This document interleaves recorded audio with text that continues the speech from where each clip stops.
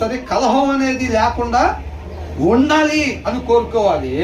అలా కోరుకోవాలి, అలా జరగాలి అంటే ఫస్ట్ ఆ కలహం లేని సమాధానం మన హృదయంలో ఉండాలి. మన హృదయంలో ఆ కలహం అనేది లేకుండా ఉండాలి. అవునా? ఎవరి హృదయాల్లో అయితే దేవుని వాక్యం సమృద్ధిగా ఉండిద్దో వాళ్ళ హృదయంలో ఆ కలహం ఉండదు. కాబట్టి వాళ్ళలో నుంచి ఆ కలహం సంబంధించిన ఏది కూడా బయటికి రాదు. హృదయంలో వాక్యం పెట్టుకోకుండా నేను ఎక్కడికి పోయినా సమాధానమే ఉండాలి, యేసయ్య వచ్చినట్టు ఉండాలి అంటే అది సోమరి కలలాగానే ఉండిపోయింది. హృదయంలో సమృద్ధిగా వాక్యం ఉన్నట్టయితే దాంట్లో నుంచి సమాధానమే వచ్చింది తప్ప కలహం అనేది రాదు.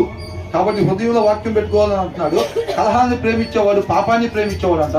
Who ever builds A high gates builds A high gates invites distraction అని అంటున్నాడు. అర్థమవుతుందండి?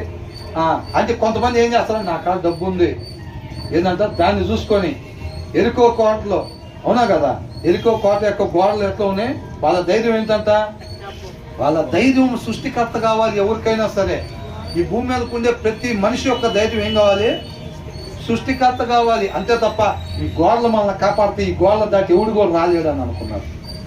అవునా? గోడల దాటి నాశనం వాళ్ళ దగ్గరికి వచ్చిందా రాలేదా? వచ్చింది. గోడల కాపాడియా? కొంతమందికి డబ్బు ఇప్పుడు ఫరోకి డబ్బు ఏమన్నా కొదువా? నాశనం వచ్చిందా రాలేదా? అధికారం ఏమన్నా గొప్ప? ఫరో కన్నా గొప్ప వాళ్ళు ఉన్నారా? ఎవరు ఆ టైంలో లేరు. ఇప్పుడు అమెరికా అగ్రరాజ్యం ఎట్లాగో అప్పుడు ఐగుప్తు అంటే అలాగా నాశనం వచ్చిందా లేదా?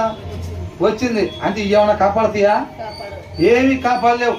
నెబుకద్నెజరు ఏమనుకున్నాడు? హైగేట్ కట్టుకున్నాడు. నా నామ ఘనత కొరకు నేను నిర్మించుకుంది కాదా ఈ సామ్రాజ్యం అనుకున్నాడు.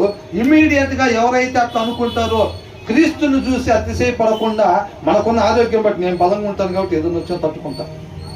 ఏదంట నా కాడ డబ్బులు ఉన్నాయి కాబట్టి ఏదైనా నేను పెద్ద హాస్పిటల్కి వెళ్ళి చూపించుకుంటా.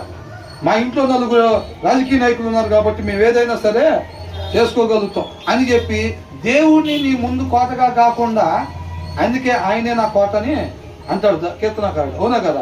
ఆయన నీ కోటగా కాకుండా నీకున్న పలుకుబడో లేకపోతే మీ ఇంట్లో డిపార్ట్మెంట్ వాళ్ళు ఎవరైనా ఉంటేనో నీ కాడ డబ్బు ఉంటేనో ఆరోగ్యంగా ఉంటేనో దాన్ని బట్టి నువ్వు కానీ కోట కట్టావంటే మాత్రం ఖచ్చితంగా నాశనానికి నువ్వు ఇన్విటేషన్ ఇచ్చినట్టేనంట. ఏంటంట? క్లియర్గా రాశారు. బిల్డ్స్ ఏ హై గేట్స్ ఇన్వైట్స్ డిస్ట్రాక్షన్ అంట. అప్పుడు దాకా డిస్ట్రాక్షన్ నీ దగ్గరికి రావాలని ఆలోచన దానికి లేదు అసలు. నువ్వు ఎప్పుడైతే చూడాల్సిన వైపు చూడకుండా సర్వోన్నతుడి వైపు, సృష్టికర్త నాకు ఆధారం, నా కోట, నా కంచాన్ని ఎప్పుడైతే నువ్వు అనుకోకుండా ఈ లోక సంబంధం ఉన్న దాన్ని దేనిలో చూసి నువ్వు ధైర్యపడతావు చూసావా, అప్పుడు ఇమీడియట్ గా నీ దగ్గర డిస్ట్రాక్షన్ కి నువ్వు ఆహ్వానం పలికినట్టే అని అంటున్నాడు.